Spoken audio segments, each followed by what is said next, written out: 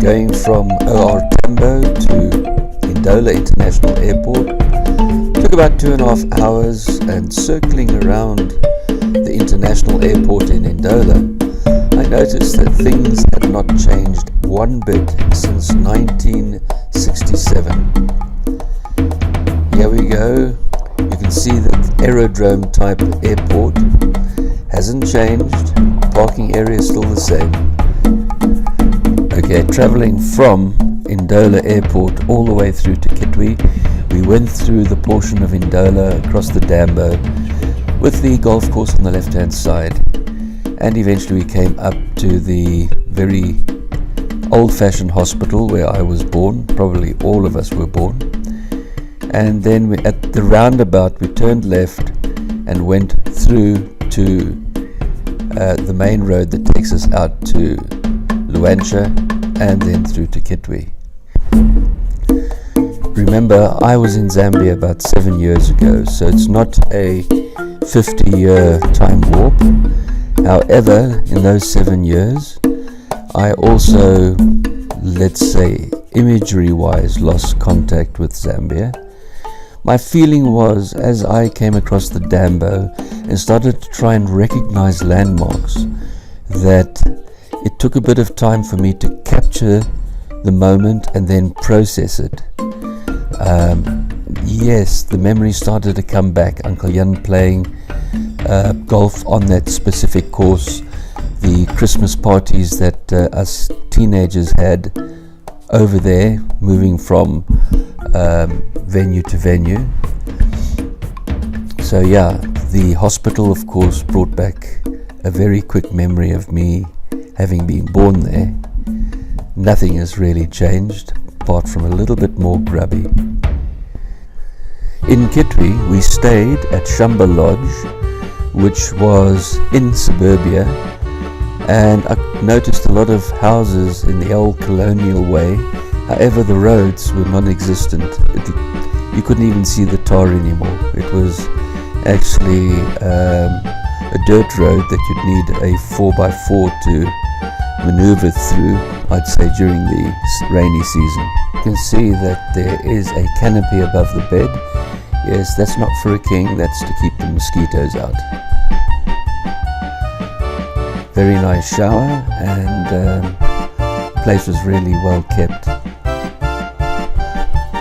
We used Kitwe as our home base, and from there we travelled through to Chingola, to the mines there, as well as Mufulira. And one day we went all the way through to the border, Congo border, through to Chile Lebombe. However, couldn't see the client and had to come all the way back. The vegetation, I'm sure you can associate yourself with.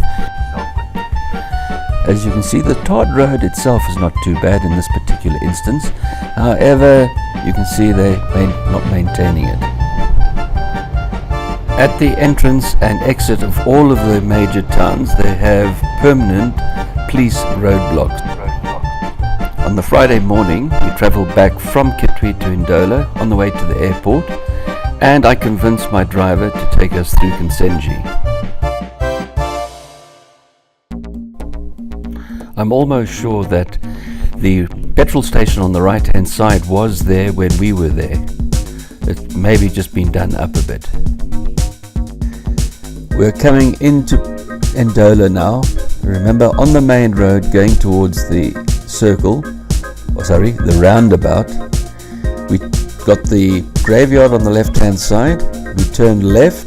Graveyard is still on the left hand side without the fence around it. And on the right hand side, a little bit further up, is the tennis court where Mavis and Jack used to frequent, as well as Bobby and Lynn.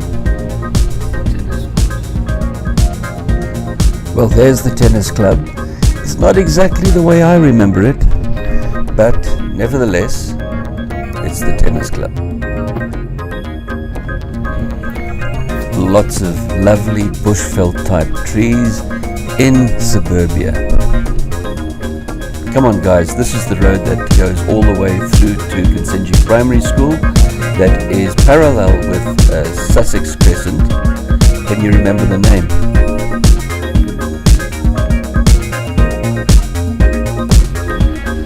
stopped outside for Sussex Crescent. As you can see, the lawn is great. There's a nice white wall around the house, and yeah, we're looking in the direction of Auntie Jean's house. I can't remember that tree. There's the green grass again, looking in the direction of the primary school. Worrell's house over there, and then of course I did everything possible to try and get the guard to allow me to go in and take some photographs of the house and the swimming pool in the front garden. Okay, that didn't work, so off we go. On our way to the airport, traveling along Sussex Crescent, don't know what it's called now. As you can see, the roads are quite nice, the buildings are well maintained. It still looks a little bit like the old Sussex Crescent. Yeah, we're moving in the direction now of Auntie Jean's house and coming up to that famous park. You can see that the walls don't seem to be whitewashed or maintained, but all in all it still looks good.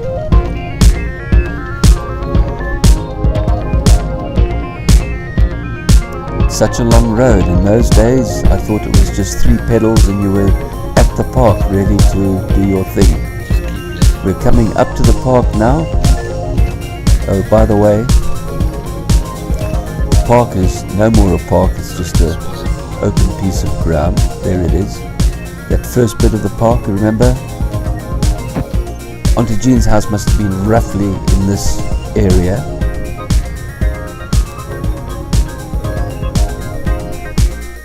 Yes, it brings back some good memories.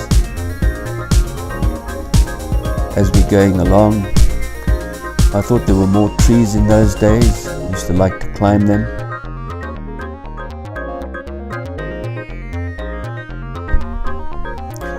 We're coming up to a T-junction. Remember that at the T-junction, although there's some houses there now, across the way is the cemetery.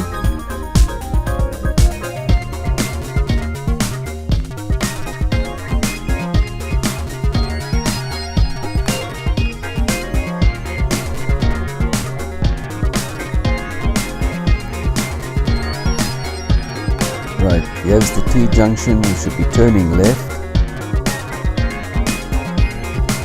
Some very nice looking houses. Look at that lovely wall. Sure, there's a nice house behind it.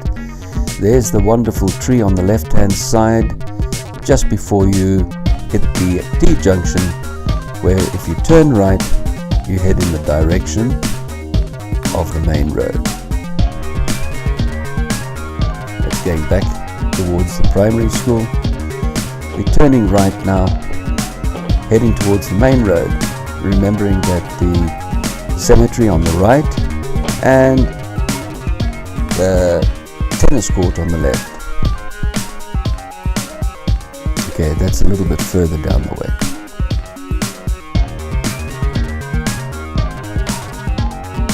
There's the graveyard.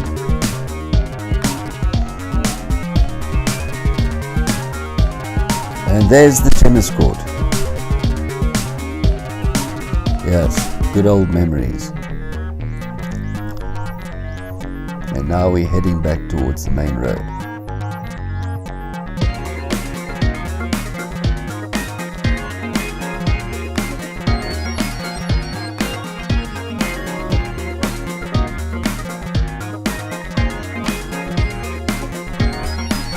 Yeah, heading towards the roundabout.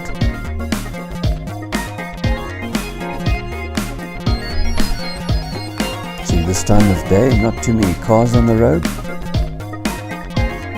Can't remember, that was an open felt just before the PWD. The PWD was the Public Works Department just before the roundabout.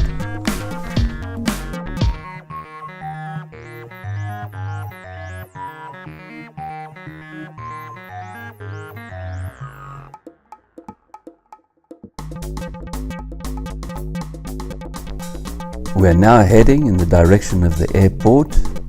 We're going to go across the Dambo. Please note that these roads look really great.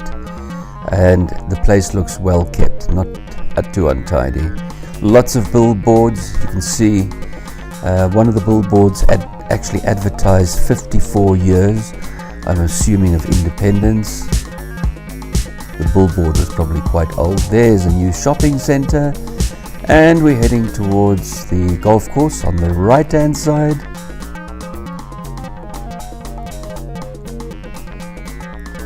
Not too much traffic. You can see a lot of trucks. Yeah, it seems funny seeing those trees with white socks on it.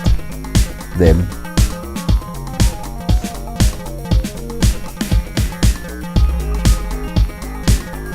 Yeah, lots of trucks.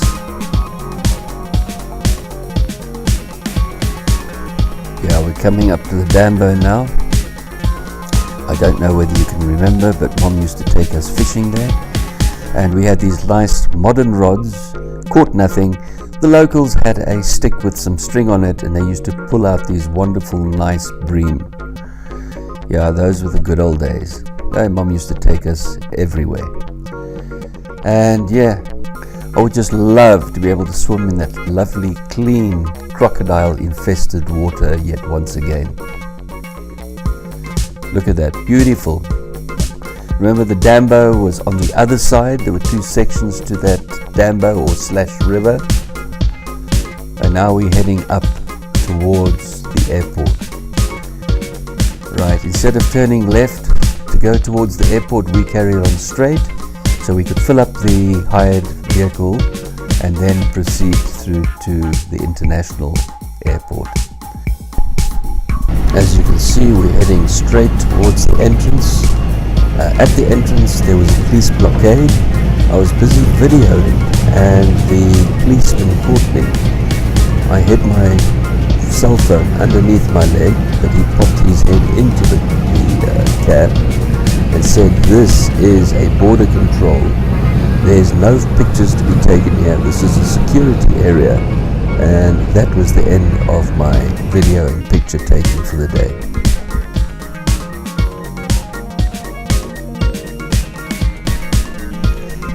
Well guys, that's the end of the trip down memory lane. Please keep in mind, I did not go out to take videos and photographs. This was really just taking a few shots along the way, this being a business trip. However, I'd like to chuck out a challenge to all three of you. Let us make a time, just the four of us, to go to Ndola, Zambia, stay there for a night or two, and really reminisce, take the pictures we want to do, close that chapter of our lives, because I know we all keep talking about it. Come on, what do you say? Hope you enjoyed the short video. Please give me some comments. I'd appreciate it. Bye.